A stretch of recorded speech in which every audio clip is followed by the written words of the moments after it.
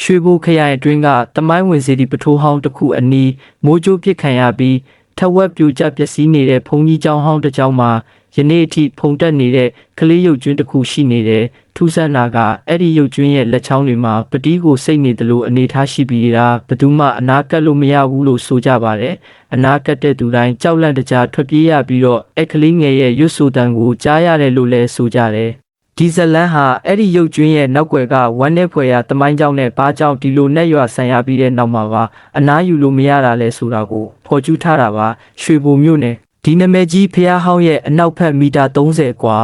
တစ်ပင်ကြီးတွေရဲ့အုံမိုးမှုအောက်မှာကျူပင်တွေမျက်ရိုင်းတွေပါနဲ့ဖုံးလွှမ်းနေတဲ့ပြိုလဲပျက်စီးနေတဲ့ကျောင်းဟောင်းတစ်ခုရှိတယ်ဒီကျောင်းထဲမှာလူသိများတဲ့ကြောက်စရာအကောင်းဆုံးအရာတစ်ခုရှိတယ်ပတိစိတ်နေတဲ့ဆိုတဲ့ကလေးတရေရုပ်ကျွင်းအနီးအနားကရွာသားတချို့စူးစမ်းလိုသူလူငယ်တစုရဲ့အတွေ့အကြုံတွေကိုတရုတ်ဖော်အတန်များဖြင့်တင်ဆက်ပေးလိုက်ပါတယ်1930ဝန်းကျင်ကဆရာတော်ကြီးတစ်ပါးတည်ထောင်ခဲ့တဲ့တီလာရှင်ကလေးတငယ်များအတွက်ပညာသင်ကျောင်းဒုတိယကမ္ဘာစစ်အတွင်းဂျပန်တပ်များချင်းကပ်လာစဉ်ဒေသခံများနှင့်တီလာရှင်ကလေးများထွက်ပြေးတိမ်းရှောင်ခဲ့ရပုံတွေမိဘမဲ့ကလေးသူနာမည်ကမြစ်တာအသက်က9နှစ်သူ့အမေစီကလက်ဆောင်ရတဲ့ပတိကိုကျောင်းခန်းထဲမှာကြံခဲ့လို့ပြန်လာဝင်ယူတဲ့အခါ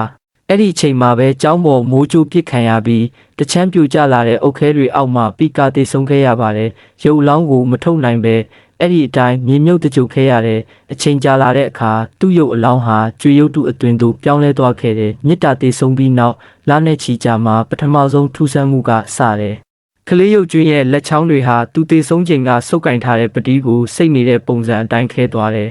ဘယ်သူမှဖြေလျှော့ပေးလို့မရခဲ့ဘူး1960ခုနှစ်နိုင်ငံရေးအပြောင်းလဲကာလမှာကျောင်းဟောင်းကိုဖျက်ဆီးဖို့လာတဲ့သူတွေဟာအဲ့ဒီရုပ်ကျွင်းကိုထိမိပြီးနာမကျန်းဖြစ်ကယူသွတ်သွားခဲ့ကြပါတယ်1990ခုနှစ်မှာလည်းရှေးဟောင်းပစ္စည်းခိုးယူရန်စူးစမ်းသူတယောက်ရုပ်ကျွင်းအနားရောက်တာနဲ့နောက်ပြန်လဲကြပြီးမေးမြခဲ့ပါတယ်နိုးလာတဲ့အခါသူ့နားမှာကလေးရဲ့တန်နဲ့ငါပူ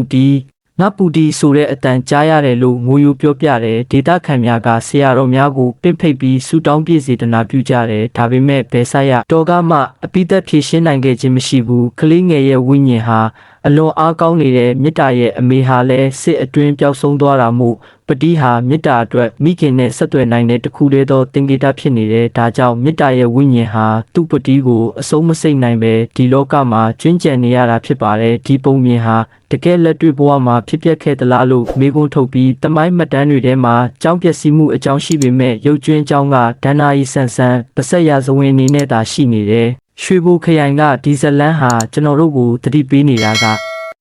တခါတော့ကဒီနေရာမှာဘလို့ဝမ်းနဲ့မှုတွေဘလို့မပြီးဆုံးနိုင်တဲ့ဆန္ဒတွေရှိခဲ့လဲဆိုတာကိုပါကျေးလက်ဒေတာရဲ့အမွေအနှံ့တွေတမိုင်းရဲ့အရေးတွေကြားမှာဒီလိုပုံမြင်တွေဟာယဉ်ကျေးမှုရဲ့တစ်စိတ်တစ်ပိုင်းအဖြစ်ဆက်လက်ရှင်သန်နေဦးမှာပါ